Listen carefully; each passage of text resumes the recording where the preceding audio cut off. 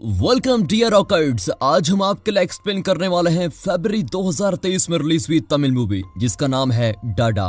हमें उम्मीद है कि यह आपको जरूर पसंद आएगी। मूवी की शुरुआत में कहानी के हीरो महेश और हीरोइन सिंधु को दिखाते हैं। दोनों इमोशनल होते हैं और हमेशा साथ रहने की बात करते हैं। अगले सीन में सिंधु कॉलेज में बैठकर रो रही होती है। अब एक लड़का जो महेश और सिंधु को अलग करना चाहता है वो पूछता है, क्या तुम्हारे और महेश के बीच लड़ाई हुई है? मुझे बताओ, मैं अभी उसकी खबर लेता हूँ। तब महेश बताता है कि सिंधु प्रेग्नेंट है। वो लड़का एकदम चौंक कर वहाँ से चला जाता है। महेश कहता है कि इसमें रोने की क्या बात है, ये तो एकदम नॉर्मल बात है। अरे तुम्हारे लिए नॉर्मल होगा लेकिन मेरे लिए ये सब कुछ नॉर्मल नहीं है, समझे? फिर महेश एबॉर्शन का सुझाव देता है लेकिन सिंधु इस बच्चे को जन्म देना चाहती है। इस पर महेश कहता है कि देखो फिलहाल तुम रो मत, अपने घर जाओ, मैं कुछ सोचता हूँ। पर सिंधु अपने घर नहीं जाना चाहती, इसलिए महेश और सिंधु उनके क्लोज फ्रेंड अमित के गेस्ट हाउस में रहने लगते हैं। सिंधु महेश से बहुत गुस्सा होती है। तभी महेश की माँ कॉल करती है और वो कहता है मैं अमित के घर में हूँ। उसकी माँ कहती है कि आते वक्त दही लेके आना बेटा। अब महेश चिढ़कर सोचता है कि यहाँ दिमाग पिघलकर जमीन पर टपक रहा है और इनको दही चाहिए। नहीं माँ, मैं दही नहीं ला सकता, तुम खाकर सो जाना। अरे बेटा, दही के बिना तो ये आदमी खाएगा ही नहीं। माँ, उससे कहो कि आज के दिन बिना दही के एडजस्ट कर ले। और दोस्तों आपको बता दें कि ये दोनों महेश के पापा की बात कर रहे हैं। अगले दिन महेश होटल से खाना लाता है और दोनों खाने लगते हैं। सिंधु महेश से एक शब्द भी नहीं कहती। तभी डोरबेल बजती है और सिंधु के घर वाले आ जाते हैं। उन्होंने पुलिस से कंप्लेंट की थी कि महेश ने सिंधु को किडनैप कर लिया है। वे स्टेशन जाकर इंस्पेक्टर से कहते हैं कि हमारी बेटी तो किसी को सर उठाकर भी नहीं देखती, इस लड़के ने उसको फुसलाया है।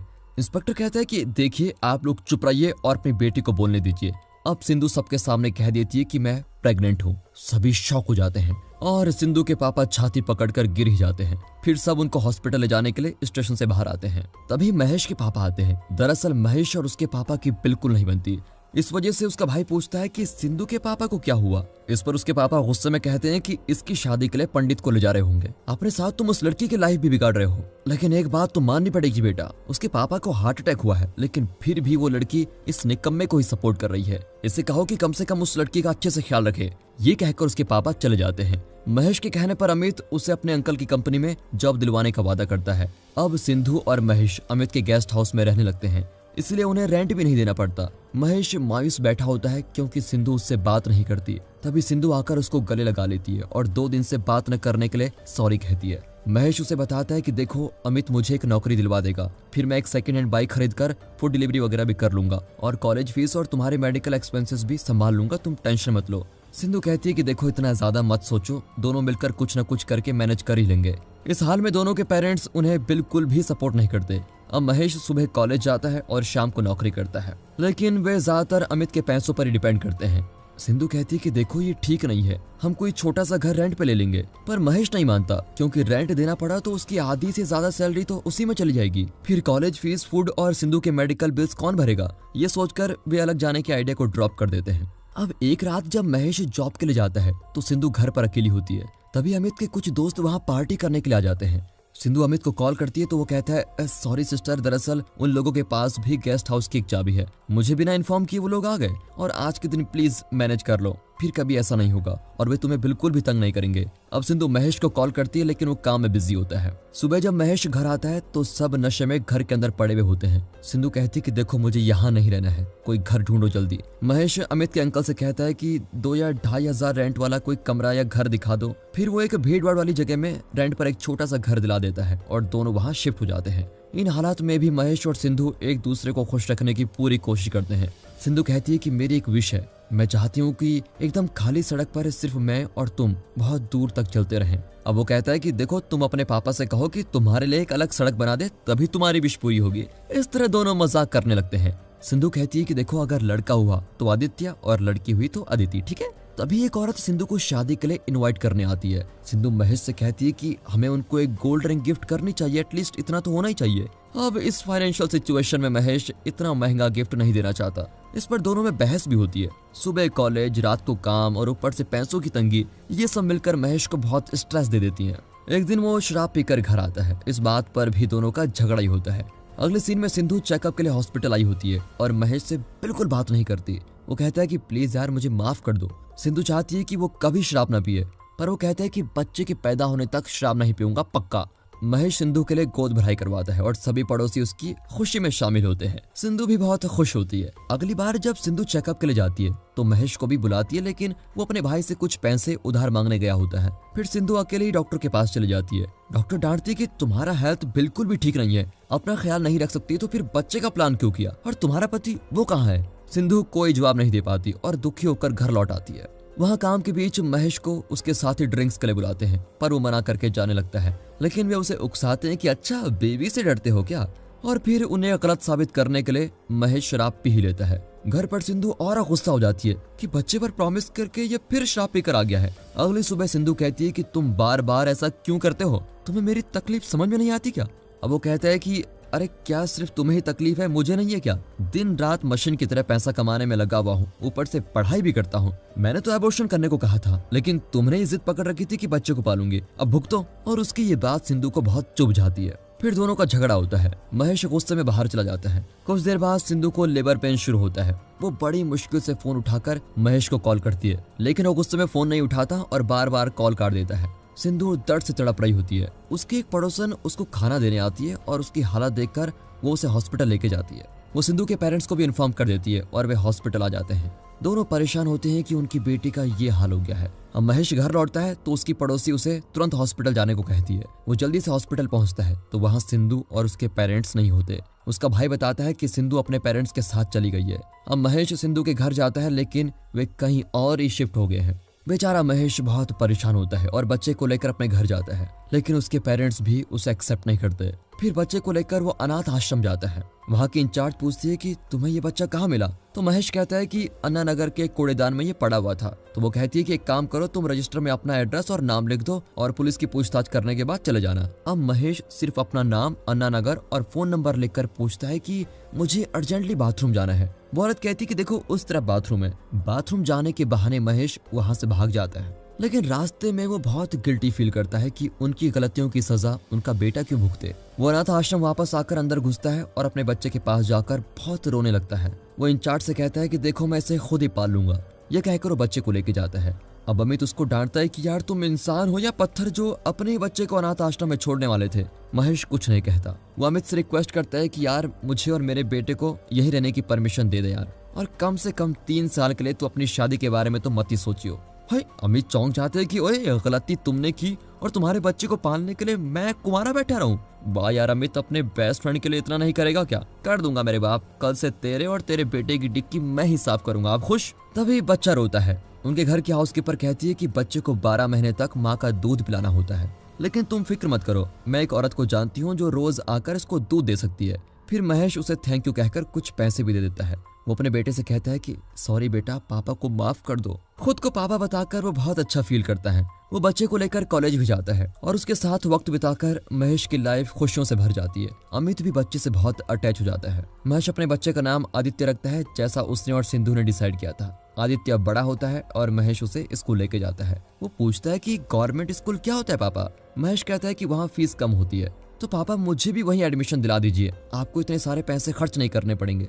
महेश बहुत प्राउड फील करता है कि आदित्य उसकी तकलीफ को समझता है। फिर महेश एक स्टोर रूम में कुछ खरीदने जाता है तो वहाँ पर उसकी एक रिश्तेदार मिलती है जिसका नाम है अनु। वो महेश को अपनी कंपनी में इंटरव्यू देने को कहती है। महेश भी वहाँ जाता है। वहाँ पर एक औरत सभी स्टाफ पर चिल्ला रही होती है कि हमें एक्सपेक्टेड रिजल्ट्स क्यों नहीं मिल रहे हैं। तभी एक हाउसकीपर क्लीनिंग कर रहा होता है। वो उससे वैक्यूम क्लीनर लेकर कहती है कि तुमको इसे यूज करना भी नहीं आता, सब कुछ मुझे ही सिखाना पड़ेगा क्या। ये कहकर वो महेश को बुलाकर पूछती है कि इसका कोई सोल्यूशन बताओ। दरअसल वो महेश को यहाँ का स्टाफ समझ बैठती है। अब महेश हाउसकीपर से पूछता है तो पता चलता है कि उसे वैक्यूम क्लीनर यूज करने की ट्रेनिंग भी नहीं दी गई है। दरअसल इस ऑफिस में अच्छे से काम करने के लिए ना तो प्रशंसा की जाती है और ना ही काम करने की ट्रेनिंग दी जाती है। अब वो कहता है कि फिर स्टाफ को कैसे पता चलेगा कि आप क्या एक्सपेक्ट कर रही हैं। आपको अपने स्टाफ को कम से कम ठीक से ट्रेनिंग तो दे देनी चाहिए और अच्छा काम करने पर उन्हें अप्रिशिएट भी करना चाहिए, यही है सोल्यूशन। अब बाकी लोग बताते हैं कि ये अभी इंटरव्यू देने आया है, ये कोई स्टाफ नहीं है। बॉस बड़ी इंप्रेस हो जाती है और उसे कुछ ही देर में अपॉइंटमेंट लेटर भी देती है। लेकिन मैम मैं इस सीनियर पोजीशन के लिए अप्लाई करने नहीं आया था। कोई बात नहीं महेश, तुम्हारी काबिलियत देखकर ही मैंने तुम्हें ये पोजीशन दी है, तुम कल ही ज्वाइन कर लो। और महेश बहुत खुश होता है और अपने बेटे के साथ सेलिब्रेट करता है। अगले दिन जब वो ज्वाइन करने आता है तो मैनेजर कहता है कि वो पोजीशन किसी और को मिल चुकी है। अरे ये कैसे मिल चुकी है? लेकिन आपके सीनियर ने तो मुझे अपॉइंट कर दिया था। मेरी रिलेटिव अनु यही काम करती है, उन्हीं के कहने पर तो मैं यहाँ आया था। अब मैनेजर कहता है कि देखिए, अनु ने ही बॉस से कहा था कि आपको नौकरी ना दे क्योंकि आपकी सैलरी अनु से भी ज्यादा होगी। अब महेश अनु से मिलने जाता है और पूछता है कि ये कैसी मेंटलिटी है, आप मेरी मदद तो करना चाहती है लेकिन ये नहीं चाहती कि मैं आपसे आगे निकलूं। वाह, अच्छा हुआ आपके भरोसे मैंने अपनी पुरानी नौकरी को नहीं छोड़ा। ये कहकर वो गुस्से में चला जाता है। वहाँ आदित्य को संजय नाम के लड़के ने गिरा दिया था और उसके पैर में चोट भी आ जाती है। महेश संजय के पिता से कहता है कि अपने पोते से कहो कि मेरे बेटे पर हाथ न उठाए। अब वो आदमी चिढ़कर पुलिस स्टेशन चला जाता है और महेश पर कंप्लेंट देता है कि इसने सबके सामने मेरे बेटे को मेरा पोता कहा, इसे कम से कम 6 महीने की जेल तो मिलनी चाहिए। इसी बीच महेश आदित्य से कहता है कि तुम अमित अंकल के साथ घर चले जाओ, लेकिन आदित्य मना कर देता है। इंस्पेक्टर भी कहता है कि बेटा तुम घर जाओ, पापा बाद में आएंगे, पर वो नहीं मानता और संजय के पापा से कहता है कि मेरी वजह से मेरे पापा आपसे लड़े थे ना, इसलिए आप मुझ पर भी कंप्लेंट दीजिए। ये सुनकर संजय के पापा अपना कंप्लेंट लेटर फाड़ देते हैं। फिर वो महेश से पूछते हैं कि तुम्हें इतना गुस्सा क्यों आया। वो बताता है कि एक अच्छी नौकरी हाथ से निकल गई। संजय के पापा कहते हैं कि मेरे फ्रेंड की कंपनी में ओपनिंग है, मैं उनसे बात कर लूंगा, तुम कल इंटरव्यू के लिए आ जाना। वैसे महेश किसी पर विश्वास तो नहीं करना चाहता, लेकिन फिर भी उसके पास कोई ऑप्शन है नहीं, इसलिए वो मान जाता है। अगले दिन महेश उस कंपनी में जाता है और इंटरव्यू के बाद मैनेजर से मिलता है, लेकिन मैनेजर और कोई नहीं, सिंधु है। महेश तुरंत वहां से निकलकर संजय के पापा को बताता है कि जिसे मैं कभी नहीं देखना चाहता था, उसके साथ मैं रोज काम कैसे करूंगा। संजय के पापा उसे समझाते हैं कि देखो, 1 महीने काम करके देखो, फिर भी अगर तुम कंफर्टेबल नहीं रहे तो छोड़ देना। महेश और अमित की बातों से आदित्य जान जाता है कि उसकी माँ उसको छोड़कर चली गई थी, लेकिन उसे महेश से इतना प्यार मिला कि उसको माँ की कभी कमी महसूस ही नहीं हुई। अगले दिन महेश ऑफिस जाता है और सिंधु को अवॉइड करके अपना काम करने लगता है। महेश टीम लीडर है और उसकी टीम में 5 मेंबर्स होते हैं। उसमें विनीत नाम का एक आदमी खुद को सबसे होशियार समझता है। वो महेश से कहता है कि मैं सिंधु को पसंद करता हूँ और उसके बारे में सब कुछ जानता हूँ। ये कहकर महेश को हंसी आ जाती है। एक दिन महेश और विनीत लंच कर रहे होते हैं, तभी एक आदमी सिंधु से बात करके चला जाता है। विनीत कहता है कि ये सिंधु का मैनेजर है, लेकिन एक और आदमी है जो सिंधु को परेशान करता रहता है, वो कहीं बाहर गया हुआ है। ये सब सुनकर महेश शॉक हो जाता है कि सिंधु उसे भूलकर मूव ऑन कर गई। अगले दिन महेश की एक टीम मेंबर जिसका नाम दीपिका है, उसने किसी क्लाइंट को गलत अमाउंट क्रेडिट कर दिया होता है। इस वजह से सिंधु उस पर चिल्लाती है, तो महेश कहता है कि ये मेरी रिस्पॉन्सिबिलिटी है, मैं पेमेंट को रिजर्व करवा दूंगा, तुम्हारे पास सिर्फ 6 घंटे का टाइम है। ये कहकर सिंधु चली जाती है। अब महेश दीपिका को लेकर अमित से मिलता है और अमित कहता है कि उस बैंक में मेरा दोस्त काम करता है, मैं उसको कहकर पेमेंट रिजर्व करवा दूंगा, लेकिन इस काम के लिए मेरी फीस 15,000 रुपए है। दीपिका कहती है कि मेरे पास तो सिर्फ 6,000 रुपए हैं, बाकी बाद में दे दूंगी। इस पर महेश हंसकर कहता है कि अबे अपना ड्रामा बंद कर, उस बेचारी को डरा मत। दरअसल अमित हमेशा की तरह मजाक कर रहा था। महेश का हेल्पिंग नेचर देखकर दीपिका उसको पसंद करने लगती है। इसी बीच महेश की टीम मेंबर जोशुआ बाथरूम के अंदर खुदकुशी करने की कोशिश करता है। महेश कैजुअली अंदर जाता है तो जोशुआ कहता है कि सर बाहर जाइए वरना मैं अपना गला काट लूंगा। अरे तुझे जो काटना है काट ले, मैं तो काम खत्म करके जाऊंगा। और सुन, अगर तूने गलत नस काट ली ना तो मरने की बजाय हाथ पैर सुन हो जाएंगे और तू जिंदगी भर किसी पे बोझ बनकर रहेगा, सोच कर काटना, समझे। अब जोशुआ कहता है कि सर मैं बड़े ठाठ से अंदर आया था, अगर मैंने खुदकुशी नहीं की तो सब मेरा मजाक उड़ाकर मेरी इमेज खराब कर देंगे, कोई सोल्यूशन तो बताइए। तो महेश कहता है कि तुम अपनी एक्टिंग जारी रखो और मैं तुम्हें बचाने की एक्टिंग करके तुम्हें बाहर लेके जाऊंगा। ये कहकर दोनों इस प्लान को अंजाम देते हैं। अगले सीन में आदित्य महेश से कहता है कि पापा आपकी टीम की लड़की आपको डिनर पे इनवाइट कर रही है, ठीक है तुम अपना होमवर्क करो, मैं बाद में मिलता हूँ। ये कहकर वो दीपिका से मिलने जाता है। अब डिनर के बाद दीपिका कहती है कि मुझे आपसे एक इम्पोर्टेंट बात करनी थी। महेश कहता है कि मैं रेस्टरूम होकर आता हूँ, फिर बताना, और तुम बिल मत भरना, मेरे वॉलेट से पैसे निकाल कर दे देना। ये कहकर वो अपना वॉलेट छोड़कर रेस्टरूम चला जाता है। दीपिका वॉलेट खोलती है तो उसमें महेश और सिंधु की फोटो होती है। दरअसल महेश ने जानबूझकर ऐसा किया था क्योंकि वो सेंस कर चुका था कि दीपिका क्या कहने वाली है, पर वो दीपिका का दिल नहीं दुखाना चाहता था, इसलिए उसने ना कहने का ये तरीका अपनाया था जो बढ़िया था। अब दीपिका अपने टीममेट्स के साथ मिलकर महेश और सिंधु के बीच सुलह करवाने का प्लान बनाती है। फिर महेश के घर उसके पेरेंट्स उसके भाई की शादी का इनविटेशन देने आते हैं। आदित्य को देखकर महेश के पापा कहते हैं कि महेश तो अपना अंडरवियर तक खुद नहीं धोता था, लेकिन अपने बेटे को देखो कितनी अच्छी तरह पाल रहा है। महेश अपनी माँ से पूछता है कि इतने दिन आप लोगों को मेरी याद नहीं आई क्या, पर भाई की शादी में काम करने के लिए मुझको बुला रहे हो, वाह। उसकी माँ कहती है कि देखो तुम्हारे पापा के आगे मैं कुछ नहीं बोल पाई बेटा। महेश अपने भाई से कहता है कि तुझे लड़की कौन दे रहा है वैसे। उसका भाई उल्टा उसका मजाक उड़ाता है कि मैंने अपने ससुर से कह दिया कि बच्चा होने के बाद ही शादी करूंगा। वो तुरंत मान गए। जाने से पहले महेश के पापा आदित्य को पैसे देते हैं, पर वो कहता है कि मुझे पैसे नहीं चाहिए अंकल। बेटा मैं अंकल नहीं, तुम्हारा पापा का पापा हूँ, तुम्हारा दादा। ये कहकर वो पैसे देते हैं और खुश होकर वहां से जाते हैं। यहाँ जोशुआ की लवर सभी को अपनी शादी की इनविटेशन देती है। दूसरी ओर जोशुआ महेश को खूब शराब पिलाता है और प्लान के मुताबिक सब मिलकर महेश और सिंधु को एक कमरे में बंद कर देते हैं। सिंधु को लगता है कि ये सारा प्लान महेश का है, इसलिए वो उसको डांट कर चली जाती है। महेश भी नहीं जानता कि ये उसकी टीम का प्लान था और फिर सच जानने के बाद वो इस मैटर को ज्यादा सीरियसली नहीं लेता। अगले दिन ऑफिस में विनीत महेश से कहता है कि यही है वो प्ले बॉय जो सिंधु को परेशान करता रहता है, उसका नाम राघव है। उस रात सबके जाने के बाद राघव सिंधु को कुछ काम देकर ऑफिस में रोक लेता है। सिंधु ना नहीं कह पाती और काम करने लगती है और महेश भी बाइक की चाबी ढूंढने के बहाने राघव को डिस्टर्ब करने लगता है। फिर महेश को निपटाने के लिए राघव भी उसकी चाबी ढूंढने लगता है। महेश कहता है कि चाबी शायद बाथरूम में गिर गई थी। राघव बाथरूम के पास जाता है। एंड वक्त पर महेश उसको पकड़कर पीट देता है और कहता है कि आइंदा किसी लड़की को परेशान किया तो पुलिस में कंप्लेंट कर दूंगा कि तुमने विनीत को रेप किया। और विनीत चौंक जाता है कि सर ये आप क्या कह रहे हैं, मैंने कभी उसे इस नजर से नहीं देखा। इस तरह सीरियस सिचुएशन का मजाक बनाकर विनीत चला जाता है और महेश सिंधु को उसके घर ड्रॉप कर देता है। तभी उसे पुरानी बातें याद आती है। अगले सीन में महेश नौकरी छोड़ने वाला होता है और आखिरी दिन वो आदित्य को अपने ऑफिस में लेके आता है। सभी आदित्य के साथ खेलते हैं और खूब एंजॉय करते हैं। आदित्य सिंधु के पीछे जाकर छिप जाता है। सिंधु उससे पूछती है कि तुम्हारा नाम क्या है। वो अपना नाम आदित्य बताता है और ये नाम सुनकर सिंधु चौंक जाती है और उसके पापा का नाम पूछती है। वो बताने वाला होता है कि तभी विनीत कहता है कि चलो बेटा चलो जल्दी चलते हैं। अब सिंधु मायूस हो जाती है और अपने पापा को कॉल करके पूछती है। वो माफी मांगते हैं और रोने लगते हैं। अब सिंधु रियलाइज करती है कि कुछ गलत हुआ है। वो भी रोने लगती है। फिर वो बाहर महेश के पास जाती है। सभी स्टाफ उन्हें अकेला छोड़कर चले जाते हैं और विनीत आदित्य को भी बाहर लेके चला जाता है। अब महेश पूछता है कि तुम्हें बच्चे की इतनी चाह थी लेकिन पैदा करते ही उसको छोड़कर क्यों चली गई।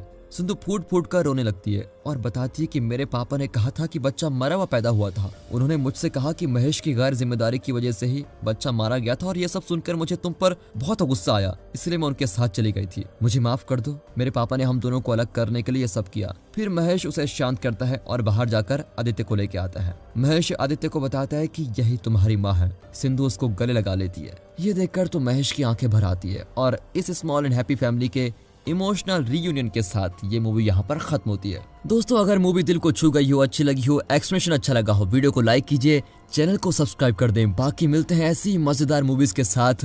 तब तक के लिए गुड बाय, अपना ख्याल रखिएगा and finally thanks for watching.